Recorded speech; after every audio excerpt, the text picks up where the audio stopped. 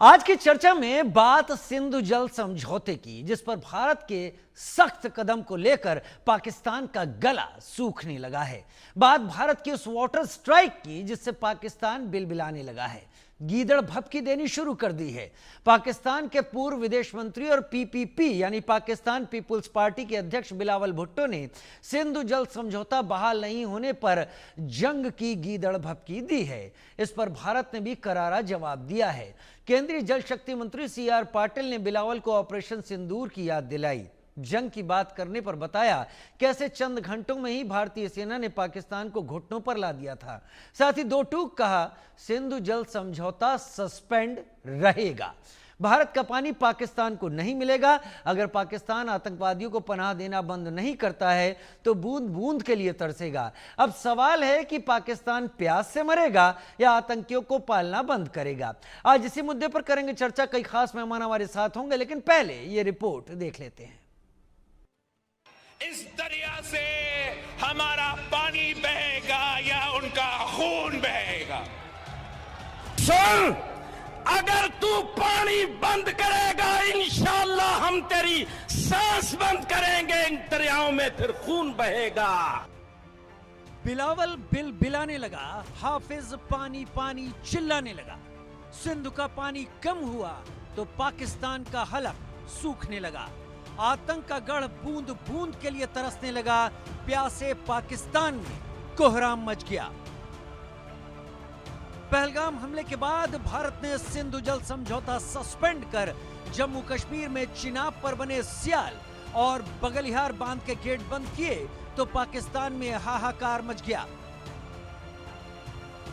पाकिस्तान में चिनाब नदी का फ्लो 92% तक घट गया। पानी की कमी के चलते 40% से ज्यादा फसल बर्बाद होने की कगार पर पहुंच गई। तारबेला बांध और झेलम पर बने मंगला बांध में भी पानी की बहुत कमी हो गई। तारबेला और मंगला बांध करीब आधे खाली हो गए। बांधों में पानी की कमी से पाकिस्तान में बिजली संकट पैदा हो गया। दरिया में पानी सूखा तो पाकिस्तान का गला भी सूखने लगा, जिससे बिलबिलाया पाकिस्तान एक बार फिर गीदड़ भभकी देने लगा। सिंधु पर बिलावल भुट्टो फिर वही पुराना राग अलापने लगा। मोदी ने और उनकी हुकूमत ने ऐलान किया कि अब वो ये मुआहिदा नहीं मानते और मैं सखर में इसी सिंधु दरिया के साथ खड़े होके भारत को कहना चाहूंगा कि सिंधु हमारा है और सिंधु हमारा रहेगा। या इस दरिया से हमारा पानी बहेगा या उनका खून बहेगा। बिलावल की इस गीदड़ भभकी पर भारत ने दो टूक जवाब दिया। पाकिस्तान को बता दिया उसकी गीदड़ भभकी का कोई असर नहीं पड़ेगा। सिंधु जल समझौता सस्पेंड था और रहेगा। आतंकियों को पनाह देने वाला पाकिस्तान प्यास से मरेगा। इस्लामाबाद बूंद बूंद के लिए तरसेगा। मैं आपको एक लाइन में इतना कह सकता हूं कि पानी कहीं नहीं जाएगा।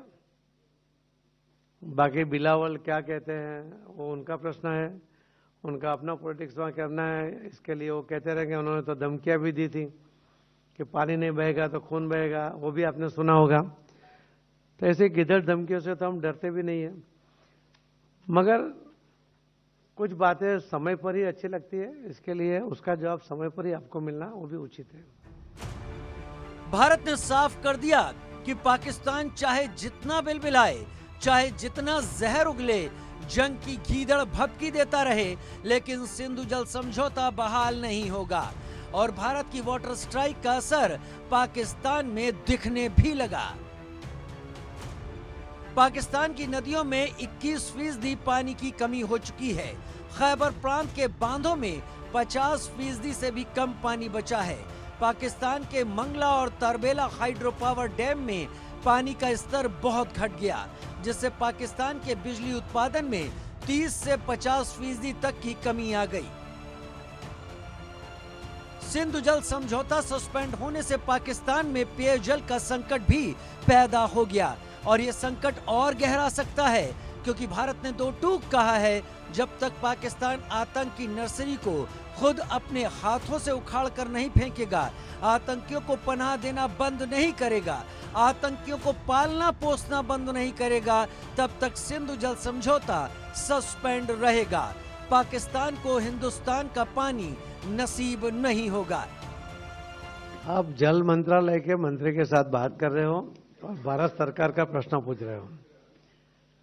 जो भारत सरकार ने निर्णय किया है, माननीय प्रधानमंत्री जी ने निर्णय किया है कि ये जल संधि जो थी उसको एविडेंस पे रख दिया गया है। अभी उसके ऊपर कुछ भी हो नहीं रहा है, मगर पहले भी आपको बताया गया था कि कोई अच्छा होगा देश को। भारत के इस जवाब से साफ है कि भारत का पानी पाकिस्तान को नहीं मिलेगा। पाकिस्तान पर कोई रहम नहीं होगा।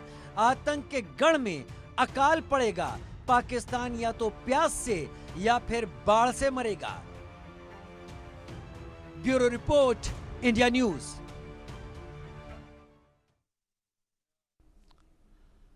शुरू में बड़ी कोशिश की पाकिस्तान ने। जब पाकिस्तान ने भारत के इस फैसले को सबसे पहले सुना तो पाकिस्तान ने इसे यूं ही मखौल समझकर उड़ा दिया, लेकिन धीरे धीरे समय आगे बढ़ा, पाकिस्तान को गंभीरता का एहसास होना शुरू हो गया।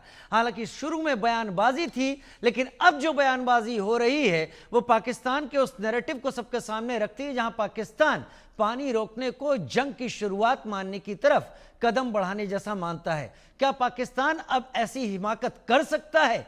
क्योंकि बिलावल भुट्टो का जो फॉर्मर फॉरेन मिनिस्टर है, उनका बयान कुछ यही इशारा करता है। मेरे साथ कुछ खास मेहमान इस वक्त जुड़ रहे हैं। Major general retired Brajesh Kumar हमारे साथ सीनियर डिफेंस एक्सपर्ट के तौर पर इस वक्त जुड़ रहे हैं। ब्रजेश जी, बहुत स्वागत है सर आपका। विंग कमांडर प्रफुल्ल बख्शी, जय Hind sir. Senior defence expert के रूप में आपका भी स्वागत है। पथिकृत पाइने, विदेश मामलों के जानकार मेरे साथ जुड़ रहे हैं। थोड़ी देर में प्रदीप कपूर, पूर्व राजनयिक के तौर पर मेरे साथ जुड़ेंगे। और बात चूंकि इंडस वाटर ट्रीटी, IWT और सिंधु जल समझौते की हम कर रहे हैं, तो इस लिहाज से भारत पाकिस्तान के बीच ये एक ऐसा मुद्दा है जो 1960 में साइन किया गया, लेकिन आज परेशानी पाकिस्तान के लिए ज्यादा बना है। क्यों बना है हम सभी जानते हैं, लेकिन पाकिस्तान अब इस समझौते को अबेयंस में यानी निलंबित रखने को लेकर जो बातें कह रहा है वो थोड़ी गंभीर है। ब्रजेश कुमार जी, पानी को रोकना युद्ध की शुरुआत माना जाएगा, ऐसा पाकिस्तान लगातार कहता रहा था। क्या बिलावल के हालिया बयान, जिसमें बिलावल ये कह रहे हैं कि अगर इसको भारत ने नहीं बदला तो पाकिस्तान 6 नदियों पर कब्जा कर लेगा और इसे जंग की शुरुआत की तरह समझ लिया जाएगा, क्या इसको तनाव शुरुआत करने की तरफ पाकिस्तान का कदम बढ़ाना माना जाए? ब्रजेश सर। राजीव जी, इंडस वाटर ट्रीटी को हम झेल रहे हैं, हम कहेंगे 1960 से। अगर इसके हम थोड़ा पहलू में ध्यान दें तो पता चलेगा ये कितना अनइक्वल है, कितना फेवरेबल है हमारे पश्चिम नेबर पाकिस्तान के। इसकी नींव भी उन लोगों ने रखी थी 1952 में, जब हम लोग नए नए आज़ाद हुए थे और हमारे पास में ज़्यादा शायद जानकारी नहीं थी और हम बहुत शायद नाइव थे, जो आसानी से कह सकते हैं फुसलाए जा सकते थे, या बहुत ही शायद क्या कहते हैं कोशिश करते थे भाई नेबर है, पुराना देश साथ का था, उसको दे दो, जो भी कारण हो उसकी परिस्थिति उसका परिणाम अभी तक चल रहा है।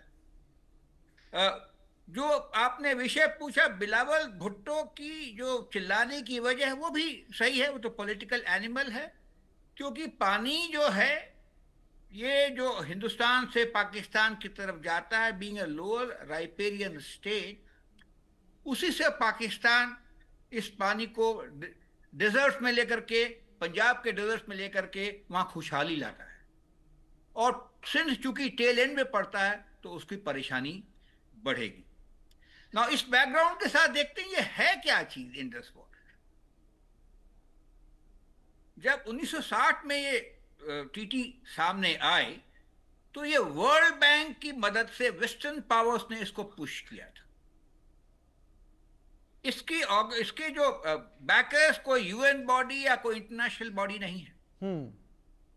और इसमें कहानी ये थी कि भाई पाकिस्तान को वेस्टर्न रिवर्स के पानी मिलेंगे और हिंदुस्तान को ईस्टर्न रिवर्स के पानी मिलेंगे। एक तरह से हो गया था, जो नदियां जम्मू और कश्मीर से निकल के आती हैं उनको पाकिस्तान पूरा उनका पानी लेगा। मतलब इंडस, झेलम और चनाब रिवर का पूरा पानी पाकिस्तान के पास में जाएगा और 3 ईस्टर्न रिवर्स ब्यास, सतलज और रावी का पानी हमारे पास। मोटे तौर पे देखें आम आदमी को तो ठीक लगता है, देखिए 6 नदियां थी, 3 हमें मिल गई हैं, 3 उनको मिल गई। लेकिन कहानी कुछ और थी। पूरा 80% पानी पाकिस्तान के हक में है। और अगर हम इंडस वैली की जो 3 नॉर्दर्न रिवर्स उस पे देखें, उसका 39% कैचमेंट एरिया हिंदुस्तान में है, 47% पाकिस्तान में है, कुछ प्रतिशत तिब्बत या चाइना कह सकते हैं, और कुछ छोटे मोटे प्रतिशत अफगानिस्तान में है, क्योंकि काबुल नदी भी इसमें आके मिलती है। तो ये जो बंटवारा था पानी का नहीं था, ये रिवर्स का बंटवारा था। और हम लोगों ने साइन किया। उसके अलावा हम लोगों ने 62 मिलियन पाउंड्स दिए थे वो, ताकि वो अपने नेटवर्क कैनाल को ठीक कर सके। और कैनाल और पाकिस्तान ने बहुत बढ़िया सिस्टम बना दिया है पानी ट्रांसफर करने का, एक नदी से दूसरे नदी के बीच में, और लीन सीजन में प्ले अराउंड करता है। तो बहुत ही डेवलप सिस्टम है जी। इसके अलावा इस ट्रीटी के अनुसार इसको अंडरराइट किया था और पैसे भी दिए थे यूएसए ने, कनाडा ने, मैं इस पर और डिटेल लूंगा सर। एक चीजों को मैं आपके पास एक बार और आऊंगा, लेकिन मैं पहले विंग कमांडर प्रफुल्ल बख्शी का भी रुख कर लूं, क्योंकि ये पूरा जो आप इतिहास बता रहे हैं, ये इतिहास मेरे ख्याल से हमारे जो दर्शक हैं और आप लोग सब, ये विस्तार से आप जैसे एक्सपर्ट इसको समझते और जानते हैं। मैं करंट सिचुएशन में ये देखना चाहता हूं और जानना चाहता हूं कि पाकिस्तान इसके बहाने भारत की तरफ क्या क्या कर सकता है। विंग कमांडर प्रफुल्ल बख्शी, क्या पाकिस्तान सभी 6 नदियों पर कब्जा कर सकता है? मेरे लिए मानना थोड़ा मुश्किल है, लेकिन पाकिस्तान एक ऐसा बदमाश बच्चा है जो शरारत कुछ भी कर सकता है। Wing commander Bakshi. देखिए, thank you Rajiv ji. Thank you sir. आप बिल्कुल ठीक कह रहे हैं, पाकिस्तान कुछ भी कर सकता है। वो यहाँ तो छोड़िए, वो हमारे डैम्स को बस्ट कर सकता है अगर चाहे तो। मतलब अगर उसके टेररिस्ट एक्टिविटी अगर चलती रहे, वो चल रही है बाय द वे, JNK में मामला जारी है। तो ये सारा का सारा जो है पाकिस्तान अभी वैसे जिसको हम अपनी हिंदी में कहते हैं बाज आएगा, वो नहीं आ रहा। वो अब ये हम अपने नैरेटिव में ऐसा बना देते हैं कि जैसे हमने पाकिस्तान को बिल्कुल डरा दिया है। Forget it. पाकिस्तान को पूरा सपोर्ट है अमेरिका का, पूरा सपोर्ट है चाइना का, और चाइना ने आपको धमकी दे दी थी, what you do to Pakistan can be done to you, don't do something which can not be done to you. ये उन्होंने ब्रह्मपुत्र की हमें चेतावनी दी है। तो हमें सारी चीजें मद्देनजर रखनी पड़ेंगी। आपने पूछा अब क्या हो सकता है, अब सिंपल सी चीज ये है, हमको अपनी कंटिन्यू करनी चाहिए इंडस वाटर ट्रीटी, जो मतलब जो हमारा स्टैंड है हम उसको कंटिन्यू करें। It's held in abeyance, it's held in abeyance. Pakistan उसमें कुछ नहीं कर सकता। पाकिस्तान अटेम्प्ट करेगा कहने के लिए कि मैं इनके 6 रिवर्स में काबू कर लूंगा और इनके जो इंडियन रिवर्स हैं सतलज, रावी, ब्यास, उसका भी पानी ले लूंगा, यह सब कहने की बातें हैं। वो नहीं कर सकता। वो सिर्फ टेररिज्म कर सकेगा। जो टेररिज्म कर रहा है वो करता रहेगा, जैसे अभी JNK में चल रहा है वो एग्जैक्टली वही करता रहेगा। वो खामोश नहीं बैठेगा। और अगर उसके स्लीपर सेल ने मदद करी तो दिल्ली या बड़े बड़े टाउन में धमाके कर देगा, क्योंकि हमने अभी ऑपरेशन सिंदूर जारी किया है अगेंस्ट टेररिस्ट। पर हमने उसको अभी जिसको कहते ना कि जो हिटिंग पंच नहीं दिया है उसको अभी। तो जब तक हम हिटिंग पंच नहीं देंगे और हम अपने एम से विचलित नहीं हो, जब तक हम विचलित हो गए तो हम फेल हो जाएंगे। हमें अपने एम से विचलित नहीं होना। हमारा एम है इनके स्लीपर सेल्स को, टेररिस्ट को हटाना। पाकिस्तान रिवर्स को कुछ नहीं कर सकता, वो आप निश्चिंत रहिए। हमने जो करना है वो कर दिया, उसके ऊपर भी कुछ नहीं कर सकता। World body, international bank, world bank इत्यादि, वो सब के सब कोई, दे हैव ऑल एग्रीड कि nothing can be done, the treaty has been held in abeyance. ये सारी चीजें हैं। पाकिस्तान को इकोनॉमी में बड़ा प्रॉब्लम आ रहा है, वो पढ़ने लगा है, वो पढ़ने लगा, आप सही कह रहे हैं। बिल्कुल, जैसे अभी बता रहे थे, वो ठीक है, पर पाकिस्तान ये इकोनॉमी को सर बैलेंस हो जाएगी by money from outside. Tarbela Mangla dam में पानी 50% रह गया है, बिजली नहीं बन रही है उनकी। उनको एब्सोल्युटली प्रॉब्लम आई है। वो शायद सोच रहे हैं कि ये जो भपकी देकर हमको डरा देंगे, वो भूले, वो समय बर्बाद कर रहे हैं। देखिए, बिलावल भुट्टो को बोलना पड़ता है, मैं उससे सहानुभूति रखता हूं। क्यों? वो सिंधी है।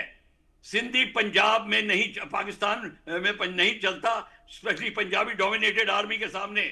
उसके नाना को लटका दिया, उसकी मां को लटका दिया, और इसका भी प्रॉब्लम आ जाएगी अगर इससे ज्यादा बातें करी तो। ये इसलिए वो बढ़ बढ़ के बोलता है, to be on the right side of the ruling janta, that is army.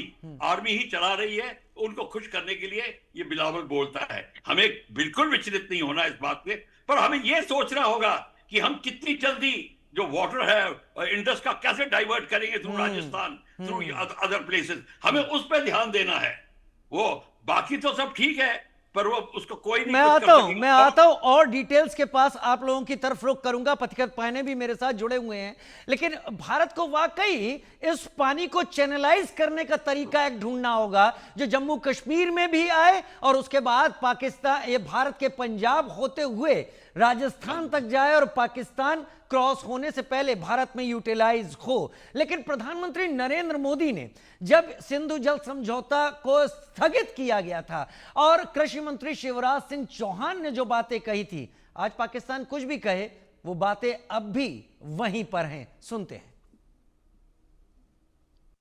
अभी तो हमने कहा है कि हमने इसको एबेंस में रखा है, वहां पसीना छूट रहा है, और हमने डैम थोड़े खोल करके सफाई शुरू की। जो कूड़ा कचरा था वो निकाल रहे हैं, इतने से वहां फ्लड आ जाता है। प्रधानमंत्री जी को मैं बधाई देता हूं। सिंधु जल समझौता जो स्थगित किया है वो स्वागत योग्य कदम है। पानी 80% सिंधु का, चिनाब का, झेलम का पाकिस्तान चला जाता है। 80% पानी पाकिस्तान का। नदियां हमारे यहाँ से निकले। उस समय जो समझौता हुआ वो अन्यायपूर्ण था। वो पंजाब के, हरियाणा के, राजस्थान और जम्मू कश्मीर, हिमाचल के किसानों के साथ अन्याय था। भारत का पानी भारत के किसानों के काम आएगा, पंजाब के काम आए, हरियाणा के काम आए, हिमाचल के काम आए, जम्मू कश्मीर के काम आए, ताकि पानी की कमी से जो हम जूझ रहे हैं उस संकट से हम पार हो सके। जो भारत सरकार ने निर्णय किया है, माननीय प्रधानमंत्री जी ने निर्णय किया है कि ये जल संधि जो थी उसको एबेंस पे रख दिया गया है। अभी उसके ऊपर कुछ भी हो नहीं रहा है, मगर पहले भी आपको बताया गया था कि कोई अच्छा होगा देश को। आपने सुना प्रधानमंत्री नरेंद्र मोदी, शिवराज सिंह चौहान और सीआर पाटिल को आपने सुना। भारत एकदम स्पष्ट है शब्दों में, जो चुनाव है वो भी क्लियर कट मैसेज सामने रखता है, कोई कंफ्यूजन सामने नहीं रखता। हालांकि पाकिस्तान उसको शुरू में समझ रहा था कि ये केवल भारत ने कहा है, वक्त के साथ इन चीजों में भारत वैसे ही ढुलमुल रवैया अपनाएगा।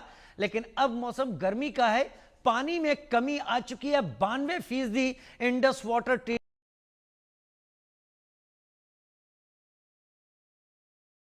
बात का इशारा दे रही है कि अब उसके पास बिजली भी नहीं होगी और उसके पास फसल भी ठीक से नहीं होगी। पथिकृत पायने मेरे साथ इस वक्त जुड़े हुए हैं विदेश मामलों के जानकार के तौर पर। पथिकृत, आपसे भी मैं समझना चाहूंगा, बिलावल क्या कह रहे हैं क्या नहीं कह रहे, उससे मेरा कोई कंसर्न अभी है नहीं, लेकिन क्योंकि वो फॉर्मर फॉरेन मिनिस्टर रहे हैं इसलिए कहीं बहुत एक सोच बताता है पाकिस्तान किस लाइन पर आगे चल सकता है। पहले कहा जाता था बड़े बड़े हथियार या एटॉमिक बॉम्ब या ये सब एक हथियार होंगे, लेकिन बाद में कहा जाने लगा कि अगर कोई वॉर होगा बड़ा तो शायद पानी के लिए वो वॉर होगा। पाकिस्तान को अब समझ में आ रहा है कि भारत ने ऑपरेशन सिंदूर को अगर अभी जारी रखा है और भारत हमले नहीं कर रहा तो पानी उस पर सबसे बड़ा हमला इस वक्त कर रहा है। पाकिस्तान की परेशानी क्या है? क्या वो भारत को ढाल नहीं पा रहा या फिर उसकी परेशानी यह है कि वो इंटरनेशनली इसका कोई सॉल्यूशन नहीं ले पा रहा? राजीव जी नमस्ते। मेरा जो सरनेम है वो पाइन है, पाइन नहीं जी। अच्छा, दूसरी चीजें मैं कुछ डेटा दे देता हूँ। पहली चीज है, हम लोग जितना पानी इस्तेमाल करते हैं ना पूरे इंडस नदियों का, वो सिर्फ 9% है, 8 से 9%। मतलब 20% जो हमारे खेमे में है उसका भी इस्तेमाल नहीं करते। तो हम लोग अगर 20% भी करें उससे ही पाकिस्तान को गला सूख जाता है। तो आइडियली तो ये तो कम से कम 60-40 मिनिमम होना चाहिए। 40% हमारे खाते में होना चाहिए।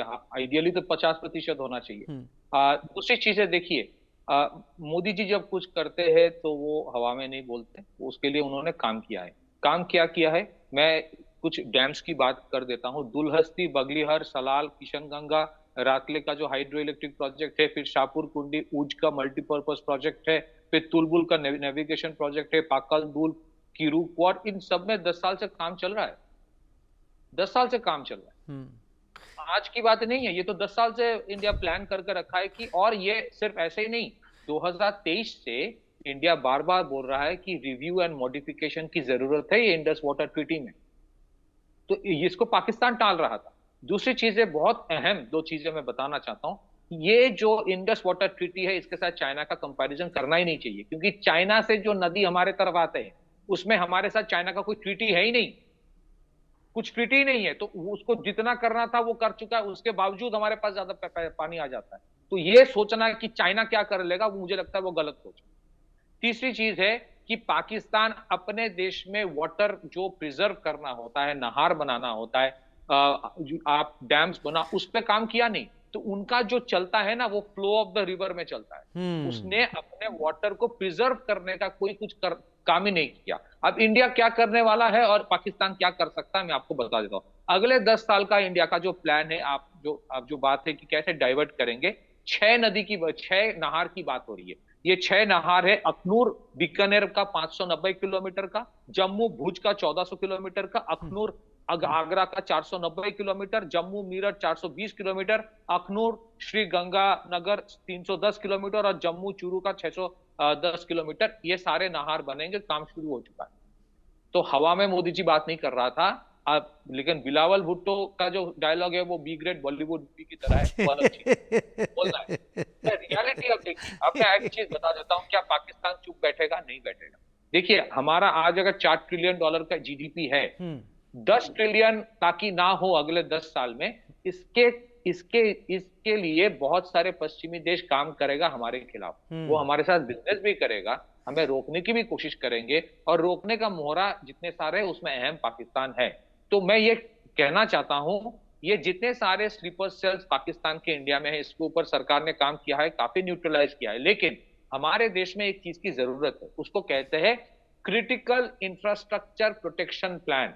आप अपने इंफ्रास्ट्रक्चर जो क्रिटिकल है, डैम हो गया, इलेक्ट्रिक प्रोजेक्ट्स हो गया, रिफाइनरीज हो गया, आप उनको डिफाइन कीजिए। ये इंफ्रास्ट्रक्चर बहुत क्रिटिकल है, और ये जो क्रिटिकल इंफ्रास्ट्रक्चर प्रोटेक्शन है, इसका कॉन्सेप्ट पश्चिमी देशों में सब जगह पे है। हमारे देश में क्रिटिकल इंफ्रास्ट्रक्चर प्रोटेक्शन प्लान चाहिए। जो क्रिटिकल इंफ्रास्ट्रक्चर है जिसके नुकसान से देश में नुकसान, बहुत बड़ी नुकसान हो जाएगा, इसमें रेलवे आ जाता है, एयरपोर्ट्स आ जाता है, सब आ जाता है। फिर उसके अलग से सिक्योरिटी इंफ्रास्ट्रक्चर बनाई। देखिए, हर चीज में हम लोग हर बार लड़ाई में नहीं जा सकते, हर 2 दिन में ऑपरेशन सिंदूर नहीं हो सकता। तो आपको मैकेनिज्म बनाना पड़ेगा अपने इंफ्रास्ट्रक्चर को प्रोटेक्ट करने के लिए। 2 तरह के अटैक हो सकता है, साइबर अटैक्स हो सकता है, सबोटाज हो सकता है, और उसमें टेरर अटैक हो सकता है। तो इसको काउंटर करने के लिए ये बहुत जरूरी है। तीसरी चीज राजीव जी, बहुत इंपॉर्टेंट ये चीज है, हमने अब तक पाकिस्तान को कॉन्स्टिट्यूशनली, लीगली, कानूनी तरह से हमने उसको दुश्मन देश डिक्लेयर नहीं किया है। ये प्रॉब्लम है, क्योंकि यहां बहुत सारे लोग, पाकिस्तान में इनकी शादी होती है, तो शादी होने के बाद बाप अगर हिंदुस्तान से है, माँ पाकिस्तान से है, तो वो जो बच्चे होते हैं उनके जो लॉयल्टी होता है वो तो डिवाइडेड होगा, आधे हिंदुस्तान के आधे पाकिस्तान। ऐसे लाखों के तादाद में इंडिया में है। इसके ऊपर तो हमने कोई रोक नहीं लगाई। हर आतंकवादी बॉर्डर क्रॉस करके AK-47 लेके नहीं आएगा राजीव, तो इसके ऊपर सोचना चाहिए। फिर ये सारे चीज को काउंटर करने के लिए हो सकता है कोई PIL डाल दे, कुछ वो कर दे, तो कानूनी तौर से ये मेंटेन करना कि हमारे पानी को हम इस्तेमाल पहले अपने लोगों के लिए करेंगे, फिर हम 70% भी छोड़ दे, उससे भी उनको प्रॉब्लम हो जाता है, क्योंकि वो अपने इंफ्रास्ट्रक्चर बनाए नहीं, वो चाहते हैं कि हम ना बनाए। क्या पाकिस्तान खुद अपने पानी उनके पास जो जाता है उसको प्रिजर्व करने के लिए कोई इंफ्रास्ट्रक्चर पे काम किया है? उसका जवाब है ना। तो अगर हम 20% भी इस्तेमाल कर ले, उसमें भी प्रॉब्लम उनको होगा। तो इसके लिए हम जिम्मेदार नहीं है, इसके लिए पाकिस्तान खुद जिम्मेदार है। लेकिन मैं फिर से कहना चाहता हूं, सबोटाज की कोशिश होगी, जंग तो नहीं करेंगे, उनकी औकात नहीं है, लेकिन पश्चिमी देशों से बहुत सारे इश्यूज आएंगे जिसके वजह से प्रॉब्लम होगा। और अंततः यह है, सिंध और पंजाब में भी एक लड़ाई है पानी को लेकर। Exactly.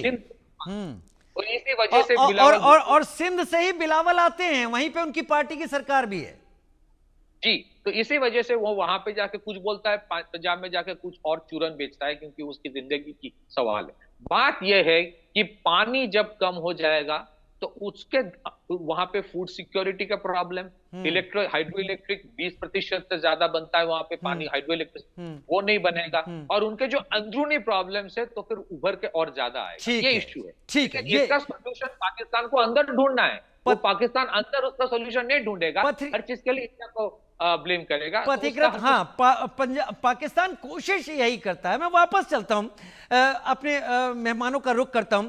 Wing commander Praful Bakshi, मुझे ये समझौता जरा समझाइए मेरे दर्शकों के लिए।